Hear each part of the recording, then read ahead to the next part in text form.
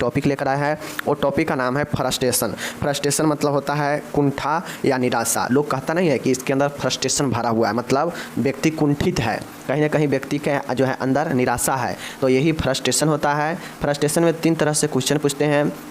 एक तो पूछेगा कि जो है कुंठा का परिभाषा लिखे, एक पूछेगा आपके कुंठा का प्रकार बताएं, और एक पूछेगा कि आप कुंठा यानी निराशा को कैसे दूर कर सकते हैं, इसका उपाय बताएं। ठीक है, तो इस प्रकार से 3 क्वेश्चन आपके एग्जाम में पूछते हैं।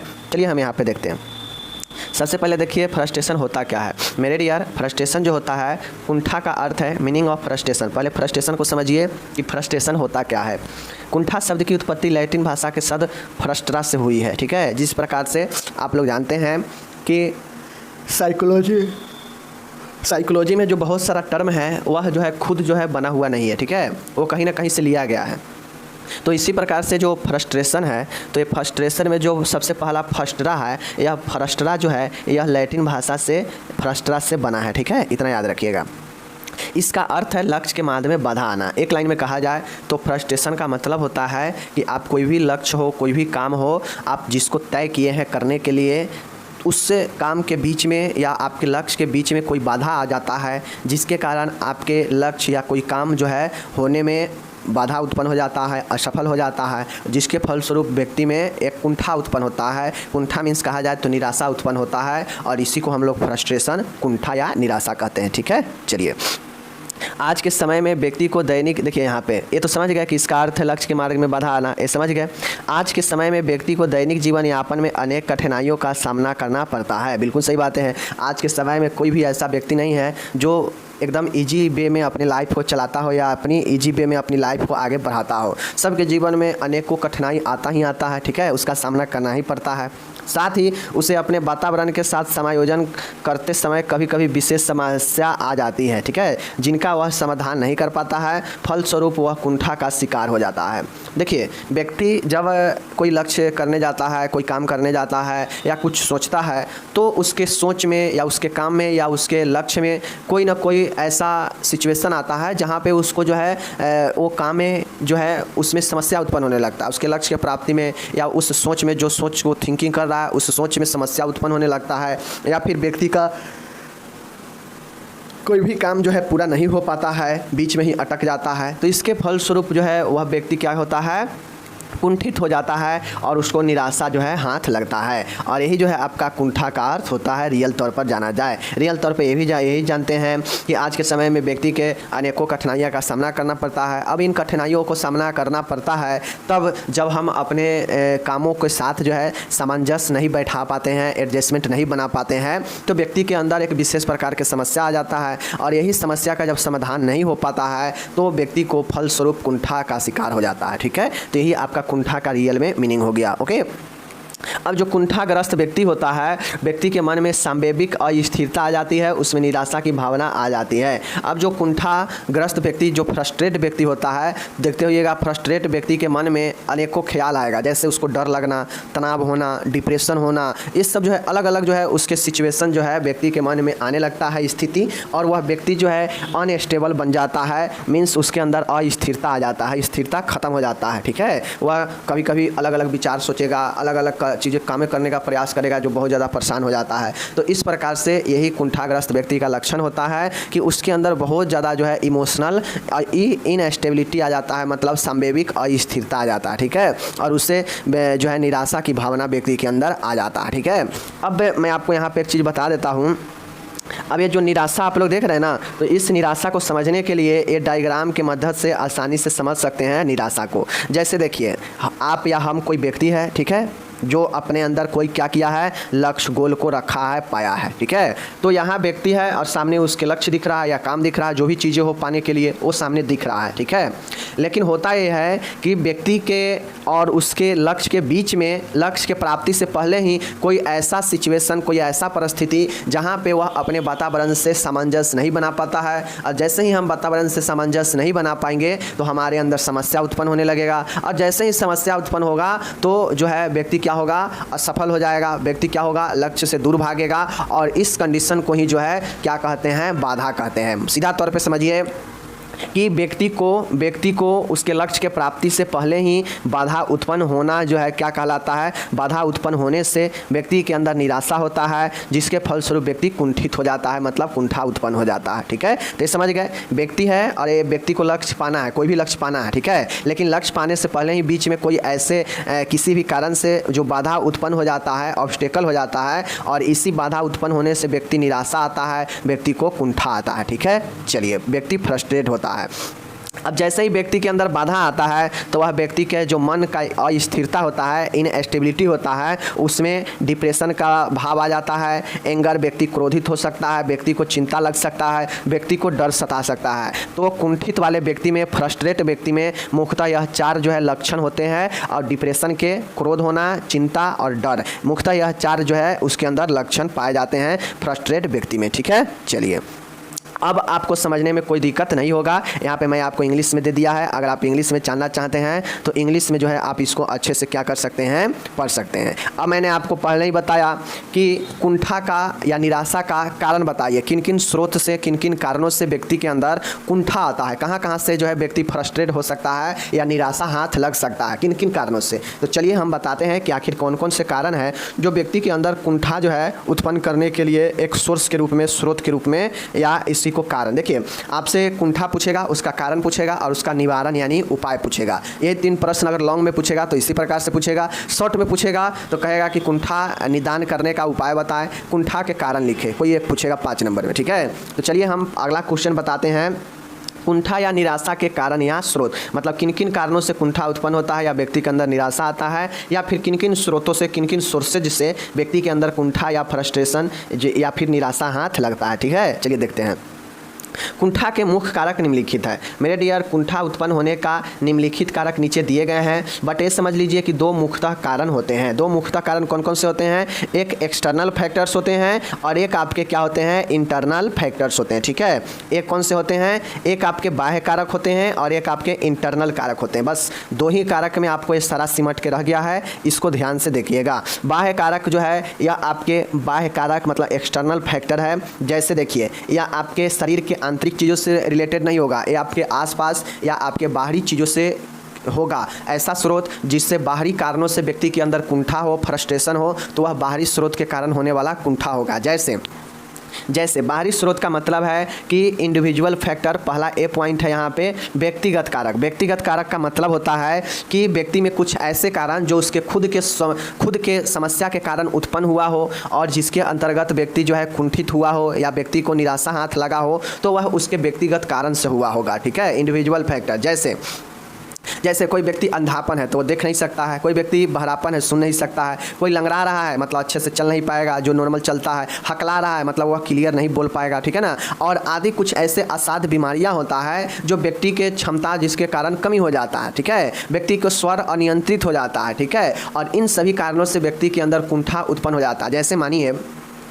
जैसे मानिए हम लंगड़ा रहे हैं या कोई भी व्यक्ति डिजेबिलिटी है, अपंग है, तो जो व्यक्ति अपंग है और जो व्यक्ति नॉर्मल है, जो काफ़ी तेज़ी से अच्छे से दौड़, मतलब 4 किलोमीटर का हमको रेस प्राप्त करना है, मीटिंग में भाग लेंगे। ठीक है, तो जो एक नॉर्मल व्यक्ति 4 किलोमीटर को दौड़ लेगा जितना आसानी से, उतना आसानी से तो एक अपंग व्यक्ति नहीं दौड़ पाएगा, और वह अपंग उसका खुद का कारण बनता है। क्यों? क्योंकि अपंग व्यक्ति ये सोचेगा कि यार उसका आज मेरा विकास पैर बढ़िया रहता तो आज हम भी 4 किलोमीटर के रेस को अच्छे से प्राप्त कर लेते और हम विनर बनते। सोचता है ना, कहीं ना कहीं व्यक्ति को मन में हीन भावना आ रहा है, व्यक्ति के अंदर जो है निराश की भावना आ रहा है कि हमसे नहीं हो पाएगा, हम अपंग व्यक्ति है, निराश की भावना आता है, फ्रस्ट्रेट होता है, व्यक्ति कुंठित होता है अंदर ही अंदर। तो यह अपने आप के कारण, मतलब खुद के कारण, चाहे अंधापन हो, देख नहीं सकता है, मतलब वो कहीं सोचेगा कि काश आज मेरे आँख अच्छे होते या आँख होते तो मैं अच्छे से पढ़ता, मैं ये बनता। तरह तरह के भावना उससे रिलेटेड आता है, निराश आता है व्यक्ति के मन में, जो उस कारण से उत्पन्न होता है, जो उसके खुद के कारण हो सकता है। तो ये सब कुछ ऐसे बीमारियां होते हैं जो व्यक्ति के खुद के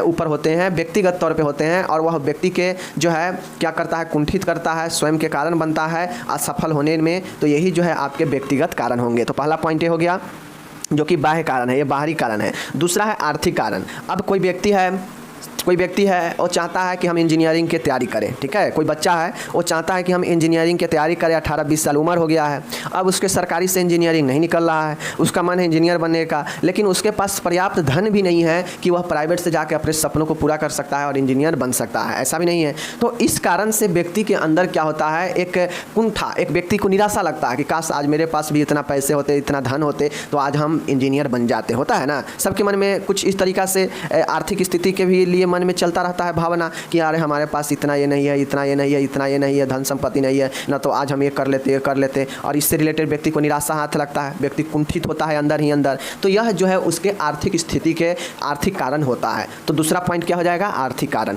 ठीक है, कुंठित होने का। ओके, तीसरा है पर्यावरणीय कारक।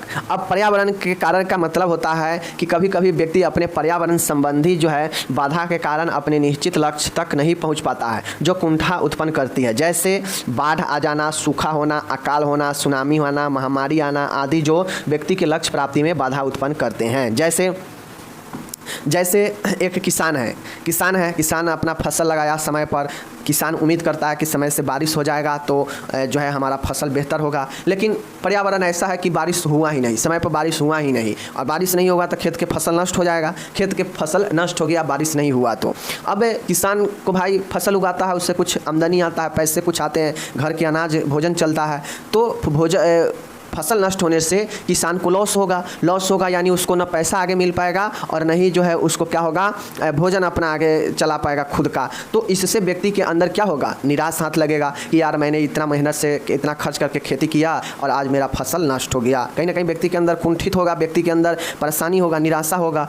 इसी प्रकार से अलग अलग पर्यावरण है, जैसे बाढ़ आ जाना, अचानक से बाढ़ आ गया, अब बाढ़ आने से भी जो है फसल नष्ट हो जाता है, बहुत सारा उसमें कीचड़ जो है फसल पर तोप देता है, ठीक है ना, ढक देता है। इसी प्रकार से बाढ़ जो है रास्ते के रास्ते तोड़ देता है। बाढ़ आने से व्यक्ति को अगर कहीं ज़रूरी जगह पर जाना है तो रुक जाता है, और रुक जाता है तो व्यक्ति का काम छूट जाता है, व्यक्ति वहाँ पे नहीं जा पाएगा, जिससे वो अपने लक्ष्य में भी असफल हो सकता है। तो तरह तरह के पर्यावरणीय कारण जो है व्यक्ति के लक्ष्य के मार्ग में बाधा उत्पन्न होता है, और ये बाधा उत्पन्न होने से असफल होता है व्यक्ति, और जैसे ही असफल होगा तो व्यक्ति के अंदर निराश की भावना और कुंठा जो है व्यक्ति के अंदर उत्पन्न होगा ही होगा। तो यह पर्यावरणीय कारक तीसरा कारण है, जो कि बाह्य कारण का ही एक भाग है।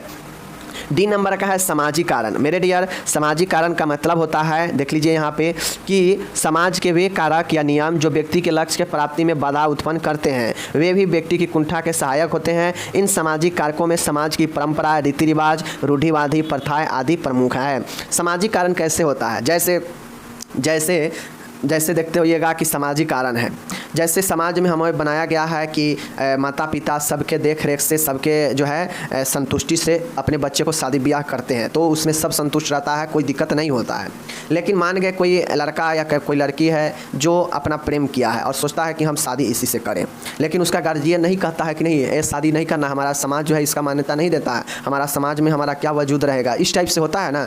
तो ये एक रूढ़िवादी, ये एक क्या है, रीति रिवाज है कि हमारा गार्जियन करेंगे वही सही होगा, हम करेंगे वो गलत हो जाएगा, समाज हमें गलत देखेगा। तो मतलब समाज के कारण हमारे अंदर अगर कोई ऐसा सिचुएशन आता है जहाँ पे हम अपने लक्ष्य के प्रति असफल हो जाते हैं, तो वह समाज कारण बनता है हमारे निराशा का, हमारे क्या चीज़ का, कुंठा का। तो यह कुंठा का सामाजिक कारण महत्वपूर्ण होता है, जिसमें बहुत सारे रूढ़िवादी प्रथाएं भी होते हैं, ठीक है। जैसे आज के समय में बहुत ऐसे लेडीज होती है जो नया विवाह होता है लड़की को, तो सिंदूर करना नहीं चाहती है, मंगलसूत्र वगैरह जो भी चीज़ होता है ये सब नहीं करना चाहती है। तो ये सब क्या है, एक हमारा समाज का प्रथा चलते आ रहा है कि एक महिला शादी के बाद सिंदूर लगाएगी, ये करेगी, वो करेगी, जो भी परंपरा है करती है। तो यह उसको इस रीति रिवाज के परंपरा में क्या करता है, बांध देता है, ना चाहते हुए भी उस लड़की को श्रृंगार करना पड़ता है। तो ये क्या हुआ, ये सामाजिक कारण हुआ। वो चाह रही है कि नहीं हम नहीं करें, लेकिन उसको ज़बरदस्ती जो है समाज के कारण करना पड़ रहा है, और ज़बरदस्ती कोई भी चीज़ सही होता नहीं है, उसके मन में कुंठा तो रहेगा ही रहेगा कि मेरा मन है नहीं करने का, फिर भी करना पड़ रहा है, निराशा हाथ लगेगा ही लगेगा। तो ये जो है सामाजिक कारण होता है, ठीक है।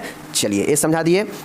नेक्स्ट हम लोग चलते हैं, राजनीतिक कारण है, पॉलिटिकल फैक्टर है। पॉलिटिकल फैक्टर का मतलब होता है कि व्यक्ति में कुंठा पैदा करने वाले एक कारक राजनीतिक स्तर में पतन भी है, जो व्यक्ति को मानसिक, सामाजिक और आर्थिक रूप से प्रभावित करती है। अब राजनीतिक स्तर के मतलब ये नहीं हुआ कि हम चुनाव में ही खड़ा हुए हैं तो हमें जो है दिक्कत होगा। चुनाव वाला भी मैटर आएगा ही आएगा। जैसे देखते होइएगा कि चुनाव में कोई व्यक्ति 10 लाख खर्चा किया है और कोई व्यक्ति 50 लाख खर्चा किया है, तो 50 लाख वाला व्यक्ति अगर हार जाता है तो उसका क्या हाल होता होगा। वो अपने लक्ष्य में क्या हो गया, हार गया। मतलब उसका लक्ष्य था कि हम चुनाव जीते, इसलिए वो 50 लाख खर्चा किया, ठीक है, और वो व्यक्ति हार गया बाई चांस। तो हारने के बाद उसके मन में तो ऑटोमेटिक है असफल हो गया, लक्ष्य नहीं मिला तो निराशा आएगा ही। निराशा आया तो कुंठा उसी को कहते हैं, व्यक्ति कुंठित होगा ही होगा अंदर ही अंदर। बहुत तरह के मन में निराश वाला भावना आ जाएगा, डिप्रेशन में आ जाएगा, डर जाएगा, चिंता सताने लगेगा, ठीक है ना। इस प्रकार से चीज़ें व्यक्ति के अंदर आने लगेगा, तो यही कुंठा होता है, ठीक है ना। तो यह राजनीतिक कारण भी बनता है, ठीक है, जो व्यक्ति को सामाजिक, मानसिक और आर्थिक रूप से भी प्रभावित करता है, ठीक है। एंड लास्ट वाला है नैतिक एवं आदर्शवादिता, मोरालिटी एंड आइडियलिज्म। कई बार व्यक्ति के लक्ष्य प्राप्ति में उसको नैतिकता व आदर्शवादिता भी रुकावट पैदा कर देती है और वह कुंठा का शिकार हो जाता है। जैसे नैतिकता और आदर्शवादिता, मोरालिटी एवं आइडियलिज्म। कोई व्यक्ति है जो कभी झूठ नहीं बोलता हो, ठीक है, कभी उसका ये आचरण आदर्श है कि वह कभी झूठ जो है नहीं बोलता, उसका नैतिक है कि कभी किसी के साथ फ्रॉड नहीं करता है। लेकिन मानिए कोई भी व्यक्ति चाहता सब है कि हम झूठ नहीं बोलें, लेकिन कोई कोई सिचुएशन ऐसा आता है कि अगर आप झूठ नहीं बोलेंगे तो उससे आपके खुद के या किसी का जो है उससे लॉस हो जाएगा, बहुत भारी लॉस हो जाएगा। तो इसके लिए व्यक्ति को झूठ बोलना पड़ता है और बोलना भी चाहिए उस सिचुएशन में, ठीक है। लेकिन कोई ऐसा व्यक्ति है जो चाहता है कि नहीं काम भी हमें हो जाए और हम झूठ नहीं बोलते हैं तो बोले भी नहीं, लेकिन ऐसा है नहीं, झूठ बोलना पड़ेगा अगर ये काम करना है तो ऐसे में व्यक्ति का क्या होता है कि व्यक्ति अपने नैतिकता से, आदर्शवादिता से बंधा हुआ है। व्यक्ति अपने आदर्शवादिता और नैतिकता में होने के कारण वह जो है क्या कर रहा है, झूठ नहीं बोल रहा है। अब झूठ नहीं बोल रहा है जिसके कारण उसका काम असफल हो रहा है, काम नहीं हो रहा है। तो कहीं ना कहीं नैतिक और आदर्शवादिता दोनों जो है व्यक्ति के अंदर कुंठा उत्पन्न करने के लिए एक कारण है। तो यह एक कारण है। इस प्रकार से मैंने आपको बाह्य कारक में 6 कारण बताया। आप लोग देख लीजिए कि क्या क्या कारण बताए। मैं इतना अच्छे से एग्जाम्पल दे के समझाया। अब आपका काम है रिवीजन करना, ठीक है। चलिए, दूसरा है इंटरनल फैक्टर। इंटरनल फैक्टर्स के मतलब क्या होते हैं, आंतरिक कारण। आंतरिक कारण मतलब व्यक्ति के अंदर के कारण, ठीक है ना, कुछ ऐसे कारण जो व्यक्ति के अंदर के चीज़ों से घटित होता हो और उसके कारण व्यक्ति में असफलता होता हो, तो वह आंतरिक इंटरनल फैक्टर्स होता है, ठीक है। मेन आपका एक्सटर्नल ही था जो बाहरी कारण था। देख लीजिए इसमें भी आंतरिक कारण वे कारण है जो किसी न किसी प्रकार से व्यक्ति के अंदर ही कुंठा उत्पन्न करते हैं।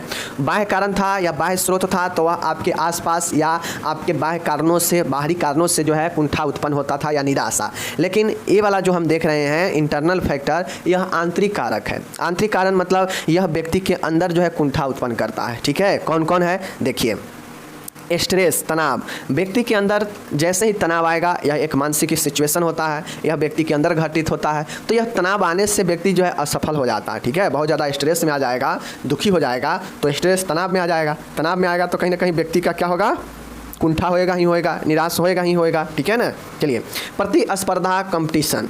अब आपके अंदर अगर कंपटीशन आ गया तो यह कंपटीशन हर एक काम को पूरा नहीं करके देता है। कंपटीशन जो है लड़ाई झगड़ा भी करवाता है। कंपटीशन आपको असफल भी करवाता है। क्यों? क्योंकि आपका औकात 2 रुपया का है और आप किसी 10 रुपये वाले के साथ कंपटीशन कर रहे हैं कि हम उसके जैसा खाएंगे, रहेंगे, पिएंगे, तो क्या यह संभव है? कर्ज में चले जाइएगा, सब चीज़ बिक जाएगा। तो प्रतिस्पर्धा भी व्यक्ति के अंदर एक कुंठा उत्पन्न करने का, असफलता होने का एक कारण, एक स्रोत बनता है कंपटीशन, ठीक है। तो ये चीज़ को ध्यान में रखिएगा, जो ये आपके अंदर की चीज़ें हैं। सी नंबर है निम्न बौद्धिक स्तर, लो इंटेलिजेंस लेवल। अगर कोई व्यक्ति है उसके अंदर जो बौद्धिक क्षमता है, इंटेलिजेंस जो उसका बुद्धि का लेवल है वो कम है, मतलब मंद बुद्धि का है, बहुत ही मंद है, या उसका दिमाग ही काम नहीं कर रहा है। तो इस प्रकार से व्यक्ति अगर निम्न बुद्धि स्तर का है तो वह भी कहीं ना कहीं उसको जो है असफलता का कारण बनता है। और जब असफलता हो जाएगा तो जाहिर सी बात है लक्ष्य नहीं मिलेगा, और जब लक्ष्य में बाधा आ जाता है तो उसी को तो हम लोग कुंठा या निराशा कहते हैं। तो निम्न बौद्धिक स्तर भी व्यक्ति का खुद का अंदर का कारण बनता है व्यक्ति के ये चीज़ें होने में, ठीक है।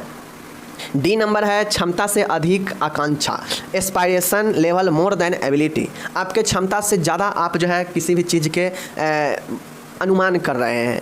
आपके क्षमता जो है समझिए है, आपके क्षमता क्लर्क की तैयारी करने का, क्लर्क बन सकते हैं। आपका मन कहता है कि हम क्लर्क बने, लेकिन आप देखा देखी आप अपने क्षमताओं को नहीं आके और आप चल दिए IAS की तैयारी करने।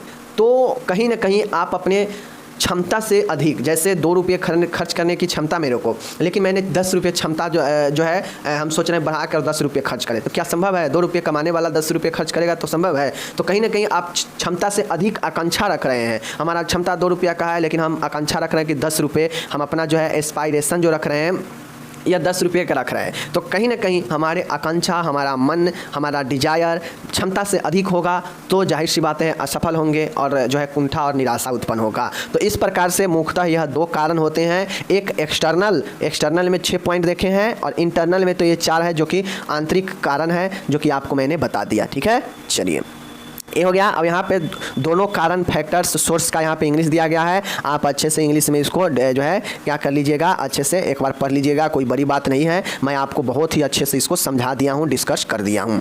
अब हम लोग चलते हैं कुंठा को कैसे दूर करना है, इसका उपाय लिखने के लिए। तो मेरे डियर, कुंठा को दूर करने के लिए आप जो है क्या क्या उपाय बताएंगे। जैसे हमें निराशा या कुंठा का ये बात वही है, निराशा या कुंठा को दूर करना है, तो हम क्या क्या कर सकते हैं मेरे डियर। इसी के लिए उपाय लिखना है कि कुंठा से हम कैसे बाहर निकलेंगे या कुंठा को दूर करेंगे। ठीक है, चलिए मेरे डियर, कुंठा पर काबू पाना है तो आपको निम्न बातों को ध्यान देना पड़ेगा। निराशा से अगर अलग होना है, निराशा को दूर भगाना है, कुंठा पर काबू पाना है, फ्रस्ट्रेशन से दूर भागना है, तो आपको क्या चीज़ जो है दिमाग में रखना है। ठीक है, चलिए पहला है लक्ष्य प्राप्ति हेतु अधिक प्रयास। ठीक है, अगर आपको कुंठा से दूर भागना है, लक्ष्य को प्राप्ति करना है, तो लक्ष्य को प्राप्ति अगर आप करना चाहते हैं, लक्ष्य में असफल नहीं होना चाहते हैं, क्योंकि असफल होगा तो आप निराश हो जाएंगे, आप कुंठित हो जाएंगे। तो आपको लक्ष्य को पाना है जिससे आप सफल हो जाएं और कुंठा से बच सके, तो इसके लिए ज़्यादा से ज़्यादा जो है लक्ष्य के प्राप्ति हेतु प्रयास करना पड़ेगा। ठीक है, लक्ष्य के प्राप्ति हेतु अधिक प्रयास करना पड़ेगा। तो इस प्रकार आप जब किसी भी काम को बार बार करते हैं, ज़्यादा से ज़्यादा करते हैं, अधिक जोश व मेहनत से काम करते हैं, तो आपका लक्ष्य प्राप्ति जो है ज़रूर होता है। और अगर नहीं भी होता है तो आप अधिक 1 से 2 बार अगर अधिक प्रयास करते हैं तो आपका लक्ष्य प्राप्त हो जाता है और आप कुंठित होने से, निराशा होने से बचते हैं। तो अधिक प्रयास करना, पहला पॉइंट। ठीक है, चलिए दूसरा पॉइंट है अपनी क्षमताओं अनुसार लक्ष्य का परिवर्तन करना। अगर मान के पहले हम कोई और लक्ष्य लेकर चल रहे थे, लेकिन बाद में चल के हमें ये पता चल गया कि हमारा क्षमता क्या है, हमारा कैपेसिटी, एबिलिटी क्या है, और अगर हम इस क्षमता को अनुसार अपने लक्ष्य को परिवर्तित कर लेते हैं, तो हमें चांसेज होगा, उम्मीद होगा कि हम जो है अपने लक्ष्य को क्या करेंगे, प्राप्त कर लेंगे और कुंठा से दूर हो जाएंगे। तो दूसरा पॉइंट लक्ष्य यानी कुंठा को दूर करने का क्या होगा कि अपनी क्षमताओं के अनुसार लक्ष्यों का परिवर्तन करना, दूसरा पॉइंट। ठीक है, चलिए इस सब में कुछ जान नहीं है, बस मेन है आपको ये पॉइंट सब ध्यान में रहेगा ना, तो आराम से आप इसके अंदर के मैटर को लिख सकते हैं। तीसरा है लक्ष्य प्राप्ति हेतु प्रयासरत रहना। अब आप जो भी लक्ष्य पहले चुने हुए हैं प्राप्ति हेतु, उस पर आपको सदा हमेशा जो है प्रयासरत रहना चाहिए, नए प्रयास और युक्ति से काम लेना चाहिए। ठीक है, योजना निर्माण करना चाहिए और अंततः आप असफल जरूर होंगे और कुंठा नहीं आएगी। देखिए 1-2 बार, देखिए कभी कभी होता यह है कि व्यक्ति कोई भी काम करता है, 1-2 बार करता है, असफल हो जाता है तो छोड़ देता है। लेकिन आप निरंतर, आप सदा जो है आप अपने लक्ष्य के प्राप्ति हेतु प्रयासरत रहेंगे, एकदम कंटिन्यूटी काम करते रहेंगे, तो 1 बार नहीं, 2 बार नहीं, 3 बार नहीं, 4 बार नहीं, लेकिन 5वां बार में जरूर लक्ष्य आपको प्राप्ति हो जाएगा। आपको हर एक टाइम जो है आपको असफलता में कुछ चीज़ें आप सीखेंगे, अपनी गलतियों को सीखेंगे और उसको सुधारते सुधारते एक ऐसा समय आएगा जहाँ पर आपके अंदर कोई गलतियाँ नहीं बचेगा और आपका जो लक्ष्य है वो सफल हो जाएगा। तो प्रयासरत रहना लक्ष्य प्राप्ति हेतु बहुत जरूरी है। ठीक है, परिस्थितियों के साथ समझौता करना। अब होता यह है कि कभी कभी ऐसा परिस्थिति आ जाता है जो व्यक्ति को लक्ष्य को मोड़ने के लिए बाधित कर देता है, तो आपको परिस्थिति से समझौता करते आना चाहिए। अगर आपके अंदर समझौता करने का स्किल नहीं है परिस्थिति के अनुसार, कंडीशन के अनुसार, तो आप एक सफल इंसान नहीं बन सकते हैं। क्यों? क्योंकि जब आप आगे जाएंगे अपने लक्ष्य को प्राप्ति करने के लिए, तो ना जाने आपके लक्ष्य में कितना सारा जो है बाधा आएंगे, और वो बाधा को अगर आप नहीं समझ पाएंगे, आप नहीं सिचुएशन को समझ पाएंगे, परिस्थितियों से समझौता नहीं करेंगे, तो फिर दिक्कत हो जाएगा। फिर आप वहीं से रिटर्न आ जाएंगे, और जब रिटर्न आ जाएंगे तो बात ही खत्म, वो लक्ष्य नहीं मिलेगा। तो ये चीज़ होता है, परिस्थिति से समझौता करना चाहिए और वर्तमान परिस्थिति कैसा है इससे समझौता करें, और जब आप समझौता करेंगे तो आपके अंदर कुंठा नहीं होगा। ठीक है, चलिए 5वां है कुछ रक्षात्मक प्रतिक्रियाएं। अब आप लोग आगे देखेंगे कि रक्षात्मक प्रतिक्रियाएं क्या होता है। या एक आपको निराशा तनाव, कुंठा, ये सबसे बचाता है। कौन? रक्षात्मक प्रतिक्रियाएं। तो इस रक्षात्मक प्रतिक्रिया का उपयोग करके भी, प्रयोग करके भी व्यक्ति जो है कभी कभी कुंठा से बचता है। जैसे प्रोजेक्शन, प्रक्षेपण, क्षतिपूर्ति, मतलब कोई भी क्षति हुआ है उसको पूर्ति कैसे करना है, इसके बारे में। तदात्मीकरण, अलग अलग जो है आप लोगों को पढ़ने को मिलेगा, आगे देखेंगे रक्षात्मक प्रतिक्रियाएं क्या होता है। तो एक बात अभी जान लीजिए कि रक्षात्मक प्रतिक्रियाएं एक तकनीक है जिसके द्वारा हम कुंठा को, निराश को, तनाव को दूर कर सकते हैं, और वही एक यहाँ पे भी है कि रक्षात्मक प्रतिक्रियाएं, ठीक है। एंड छठा है पलायन। पलायन का मतलब होता है, देखिएगा, कि किसी लक्ष्य की प्राप्ति में असफल रहने पर व्यक्ति उससे छोड़ देता है या पलायन कर जाता है। जैसे एक समूह में समायोजित न होने पर उस समूह को छोड़कर दूसरे समूह में चला जाना। मतलब समझिए कि जैसे सिनेमा हॉल में हम फिल्म देखने गए, ठीक है, फिल्म बहुत ज़बरदस्त है, बहुत भीड़ है, भीड़ एकदम हॉल बुक चल रहा है। अब लड़ाई झगड़ा करके किसी तरह सब जो है टिकट ले रहा है, लेकिन हमको टिकट नहीं मिला। तो ऐसा थोड़ी ना सिनेमा हॉल एक ही दिन में बंद हो जाएगा, वह फिल्म नहीं उतर जाएगा, जब हिट है तो नहीं उतरेगा। तो ऐसे में हम अपने आप को पलायन कर जाएंगे। पलायन मतलब होता है कि वह उस शो को, जिस शो में हम गए थे टिकट के लिए, उस शो को मैं छोड़ दूंगा, वहाँ से रिटर्न आ जाऊँगा, ठीक है, यानी पलायन कर जाएंगे परिस्थिति के हिसाब से। और फिर जब ज़रूरत होगा, जब लगेगा कि अब भीड़ कम है, तो जाके उसको क्या करेंगे, देख लेंगे। तो इसी प्रकार से पलायन होता है। अगर पलायन का मतलब है कि जब हम अपने लक्ष्य में असफल हो रहे हैं तो हम उस लक्ष्य को छोड़ देंगे, छोड़कर किसी और लक्ष्य की तरफ मुड़ जाएंगे, कहीं दूर चले जाएंगे, तो यही पलायन होता है। जिससे मतलब जैसे एक समूह है, समूह में हमें जगह नहीं मिल रहा है, उस समूह में हम गए लेकिन जगह नहीं मिला है, तो क्या करेंगे, उस समूह से हम क्या करेंगे, दूसरे समूह की तरफ चल देंगे। तो एक लक्ष्य को छोड़कर दूसरे लक्ष्य की तरफ जाना ही पलायन होता है, ठीक है। चलिए सातवां, और इस हिसाब से आपका ये आखिरी है, अधीनता। अधीनता का मतलब होता है कि देखिए, प्रायः देखा जाता है कि व्यक्ति परिस्थितियों से लगातार संघर्ष करते हुए भी असफल को ही प्राप्त करता है। कभी कभी देखा जाता है कि व्यक्ति बहुत ज़्यादा मेहनत किया, बहुत ज़्यादा लगातार परिश्रम किया विद्यार्थी, लेकिन वह जो है बहुत ज़्यादा संघर्ष करते हुए भी असफल हो जाता है, ठीक है, फेल हो जाता है, एवं कुंठा का शिकार हो जाता है। जाहिर सी बातें हैं। इसलिए कभी कभी परिस्थितियों के सामने समर्पण कर देने भी लाभदायक होता है। यदि आप अपने सामने वाले व्यक्ति से युद्ध करने में असमर्थ है तो ऐसी स्थिति में अधीनता स्वीकार करने में ही लाभ है।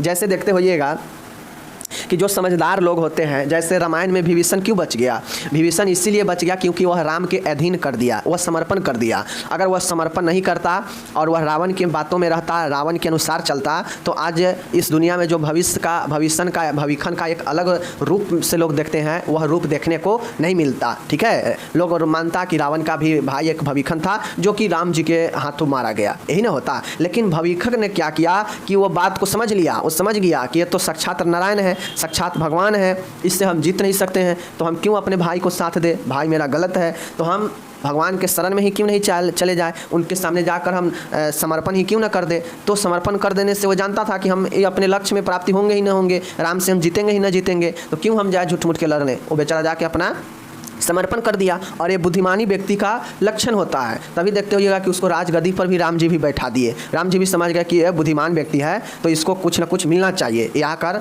सरेंडर कर गया है, समर्पण कर गया है, तो इसको हम कुछ ना कुछ जरूर इसको लिए करते हैं। तो राम जी उसको राजा घोषित कर दिए, ठीक है।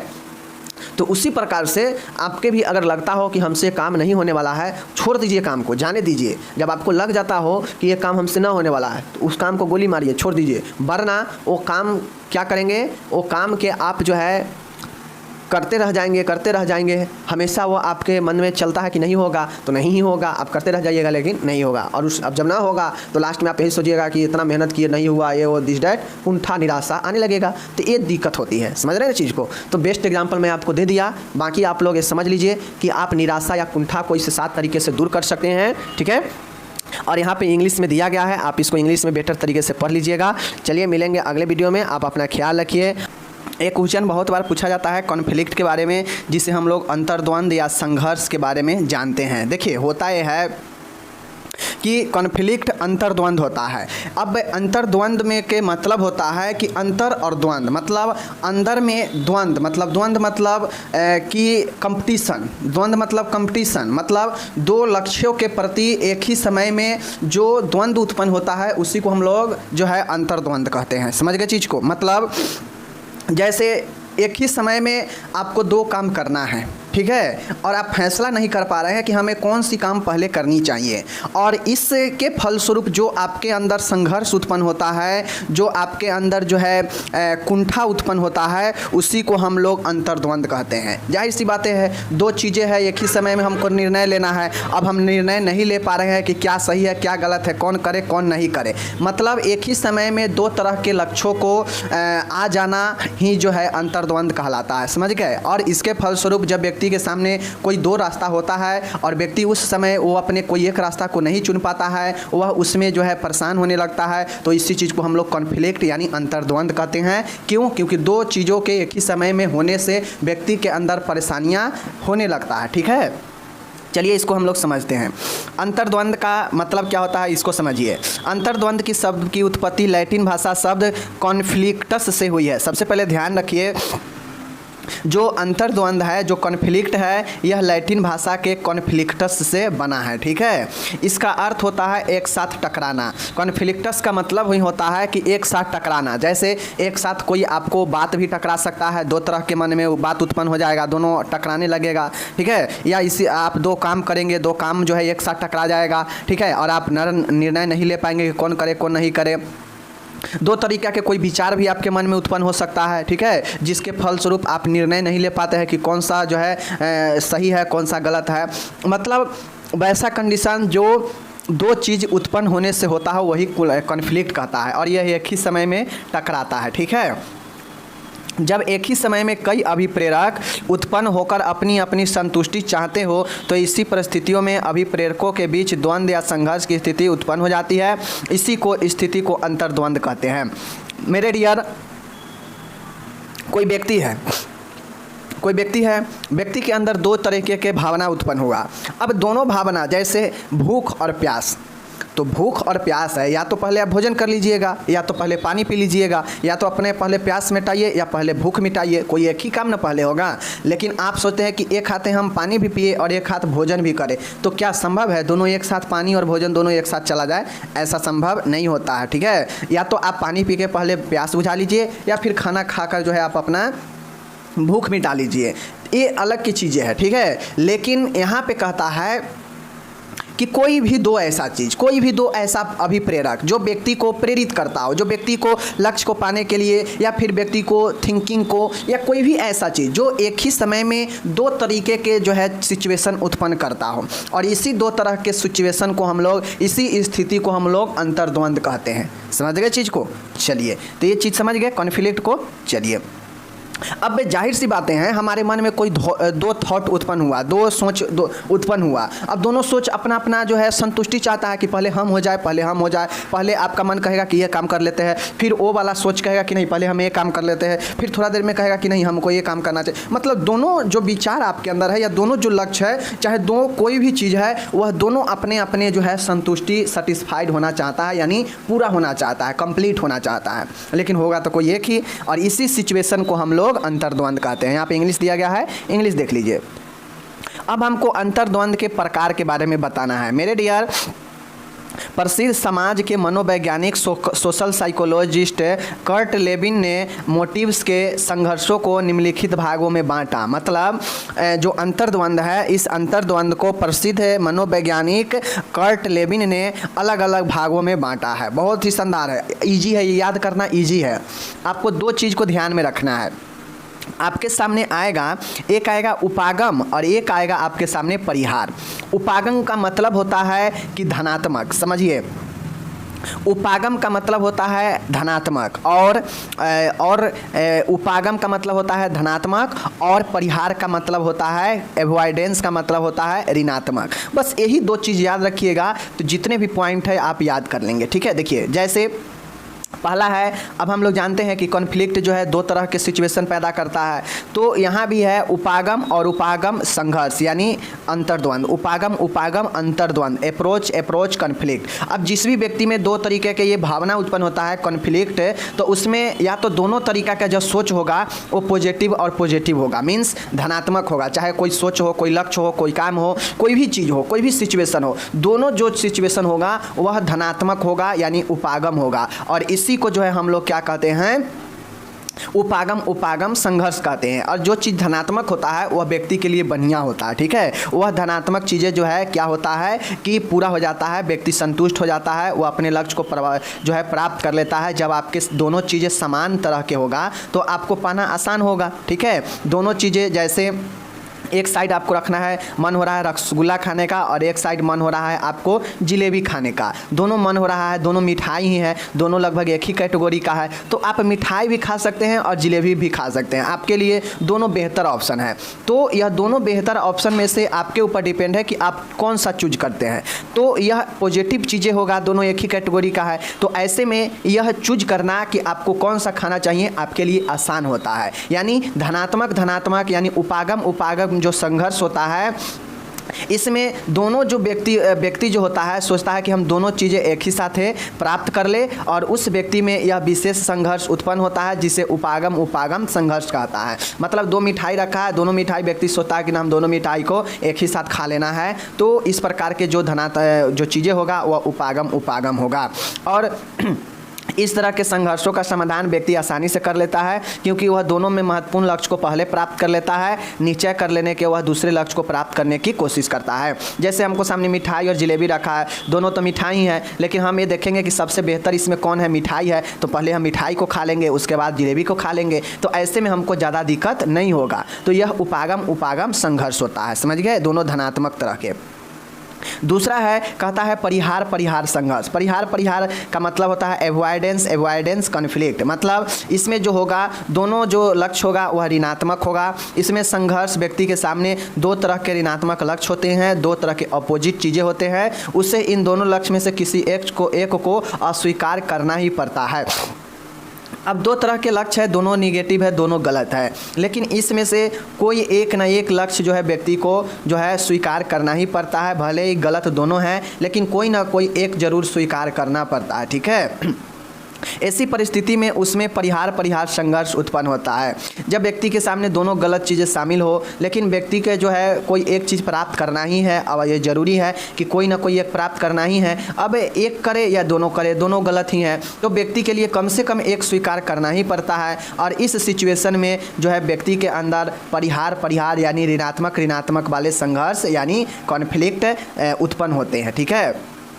इस तरह के संघर्ष बहुत ही तीव्र सांवेगिक व्यवहार उत्पन्न हो जाते हैं, जिससे व्यक्ति की समायोजन शक्ति कम हो जाती है तथा वह अनिर्णयता की स्थिति में चला जाता है। जब व्यक्ति के अंदर कोई गलत चीज़ों को एक्सेप्ट करना ही पड़ता है, तो समझिए कि वह व्यक्ति बहुत ज़्यादा मेंटली रूप से परेशान हो जाता है, उसका व्यवहार बहुत ज़्यादा सांवेगिक इमोटिव हो जाता है, और व्यक्ति का जो समायोजन है वह कम हो जाता है जो है समाज के साथ, और अनिर्णय की स्थिति में व्यक्ति चला जाता है। तो यह ऋणात्मक ऋणात्मक यानी परिहार परिहार संघर्ष होता है, ठीक है। तीसरा नंबर का यहाँ पे संघर्ष देखिएगा, उपागम परिहार है। अब ऊपर में तो हम दोनों का दो अलग अलग देख लिए हैं, लेकिन अब यहाँ पे मिक्स है। एक तरह के जो होगा वह पॉजिटिव वाला होगा, उपागम वाला, और एक तरह के जो लक्ष्य होगा वह परिहार यानी ऋणात्मक होगा।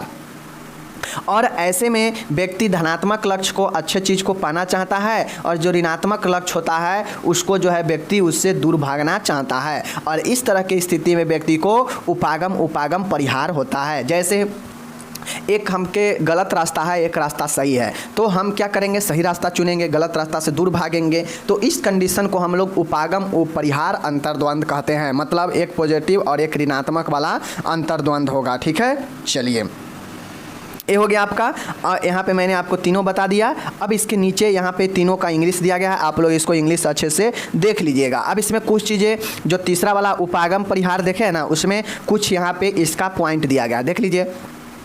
स्वतंत्रता बनाम निर्भरता। अब स्वतंत्रता क्या होता है, यह आपके पॉजिटिव है, यह आपके उपागम होंगे, जबकि आत्मनिर्भरता क्या होता है, यह निर्भरता आपके ऋणात्मक होंगे। घनिष्ठता बनाम अलगाव। अलगाव क्या होगा, परिहार होगा, ऋणात्मक होगा। घनिष्ठता को व्यक्ति ज़्यादा चूज करता है, उसी प्रकार सहयोग को व्यक्ति ज़्यादा चूज करता है, कंपटीशन को कम चूज करता है, ठीक है।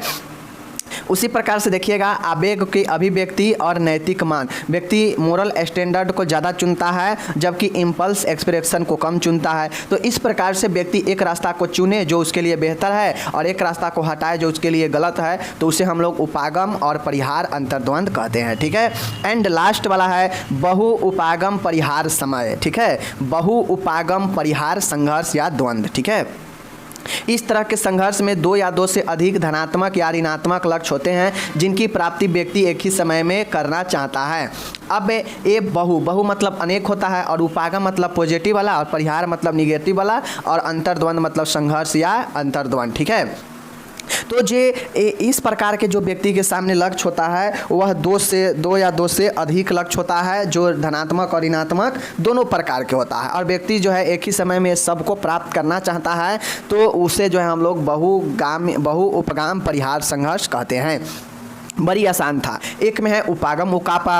हम 2 क्यों देख रहे हैं, उपागम और उपागम, ये 2 क्यों देख रहे हैं, क्योंकि 2 सिचुएशन उत्पन्न होता है एक ही समय में एट ए टाइम, तो ही जो है कन्फ्लिक्ट होता है, तो इसीलिए उपागम पहला है, उसके बाद परिहार दूसरा है, उसके बाद उपागम परिहार जो दोनों का मिक्स है वह तीसरा है, और बहु उपागम परिहार मतलब अनेक तरह के उपागम और परिहार का समावेश बहु है। समझ गए? तो इस प्रकार से यह 4 टाइप्स हमने आपको बता दिया। ठीक है, यहाँ पे इंग्लिश दिया गया है, आप इसके इंग्लिश को देख लीजिएगा। अब यहाँ पे आप लोग देख लीजिए, अंतर्द्वंद के प्रमुख कारण बताना है कि किन किन कारण से व्यक्ति के अंदर संघर्ष उत्पन्न होता है, या यूँ कहा जाए तो व्यक्ति के अंदर कॉन्फ्लिक्ट यानी अंतर्द्वंद आता है, जिसमें व्यक्ति को निर्णय लेना मुश्किल हो जाता है। वह निर्णय लेने में दिक्कत होता है कि किसे चुने किसे नहीं चुने। ठीक है, चलिए मैं आपको यहाँ पे बता ही देता हूँ कि कौन से कारण जो है होते हैं व्यक्ति में संघर्ष या अंतर्द्वंद का। ठीक है, पहला होता है भौतिक स्रोत। भौतिक स्रोत का मतलब होता है कि जो व्यक्ति के लिए ज़रूरी है। ठीक है, जो व्यक्ति के लिए ज़रूरी है, व्यक्ति को जिंदा रहने के लिए, जैसे भोजन, पानी, पालन पोषण, आवास, ये सब जो है ज़रूरी होता है। अब इस सब में कमी से व्यक्ति के अंदर जो है अंतर्द्वंद उत्पन्न होता है, संघर्ष। तो फिजिकल सोर्स जैसे खराब घर की व्यवस्था, भोजन की कमी, पालन पोषण में कमी, ठीक है, उसी प्रकार से स्वास्थ्य सुविधाओं में कमी, आरामदायक सुविधाओं में कमी, तो ये सब जो है आपके फिजिकल सुविधा है, भौतिक सुख सुविधा है, जिसके कमी होने के कारण व्यक्ति में अंतर्द्वंद की स्थिति उत्पन्न होती है। ठीक है, दूसरा है बायोलॉजिकल सोर्स। यह शरीर के एक्टिविटी होता है, जैविक स्रोत, जैसे यौन इच्छाओं की पूर्ति न होना, और पूर्ति नहीं होगा तो व्यक्ति कुंठित होगा और उसके अंदर अंतर्द्वंद आएगा। ठीक है, यौन क्षमताओं की कमी, सेक्सुअल पावर की भी कमी है, तो इससे भी व्यक्ति के अंदर क्या होता है, संघर्ष उत्पन्न होता है, द्वंद्व उत्पन्न होता है कि क्या करे क्या ना करे। ठीक है ना, तो जैविक स्रोत में मुख्यतः 2 चीज़ें हैं, यौन से संबंधित कारण बनता है। तीसरा है सामाजिक स्रोत। सामाजिक स्रोत का मतलब होता है कि समाज में होने वाले कुरीतियाँ से व्यक्ति के अंदर संघर्ष उत्पन्न होता है। जैसे समाज में बहुत सारे रीति रिवाज है जो नए लोगों को पसंद नहीं आता है। ठीक है, सामाजिक के अवधारणा, प्रतिमान कि समाज में ये चीज़ करना ही है, परंपरा, जो पुरानी परंपरा है आज के लोग उससे परेशान रहते हैं, तो यह भी कारण बनता है। और सामाजिक आदर्श, सोशल आइडल, ये भी एक जो है आपके जो है कुंठा यानी अंतर्द्वंद होने का कारण है। एंड चौथा है सेंसरी सोर्सेज, संवेगात्मक स्रोत। संवेगात्मक स्रोत जैसे अप्रसन्नता, अनहैप्पीनेस, दुखी, क्रोध, ईर्ष्या, ये सब संवेग वाला चीज़ें हैं जिससे व्यक्ति के अंदर ये सब चीज़ें आता है। नेक्स्ट है हीन भावना, व्यक्तिगत असफलता, तो ये सब संवेग का स्रोत है जिससे व्यक्ति के अंदर संघर्ष उत्पन्न होता है, चाहे वो अप्रसन्नता हो, दुख हो, क्रोध हो, ईर्ष्या हो, हीन भावना या व्यक्तिगत असफलता। ठीक है, 5वां में है आर्थिक स्रोत, इकोनॉमिकल सोर्स। इकोनॉमिकल सोर्सेज का मतलब होता है कि बेरोजगारी, कमज़ोर पारिवारिक स्थिति, व्यवसाय में घाटा और आर्थिक अस्पर्धा, ये सब जो है व्यक्ति के अंदर जो है आर्थिक स्थिति भी व्यक्ति के जो है अंतर्द्वंद का प्रमुख कारण होता है, आर्थिक स्वार्थ भी। ठीक है, तो इस प्रकार से आपको ये 5 पॉइंट ध्यान में रखना है, और इस 5 पॉइंट में कौन कौन से रीजन हो सकते हैं, कारण हो सकते हैं, इस चीज़ को लिख देना है। ठीक है, तो आपको मुख्यतः यह 5 पॉइंट अंतर्द्वंद होने के कारण बताना है, और इस प्रकार से अंतर्द्वंद क्या है, प्रकार क्या है, कारण क्या है, इस तरीका से अंतर्द्वंद टॉपिक आपका समाप्त होता है आज। और मैं सारा हिंदी इंग्लिश दे दिया हूं, और आप लोग जो भी लोग को कन्फ्यूजन हो तो कमेंट करके पूछ सकते हैं। बाकी मिलेंगे अगले वीडियो में, अपना ख्याल रखिएगा, तब तक के लिए धन्यवाद।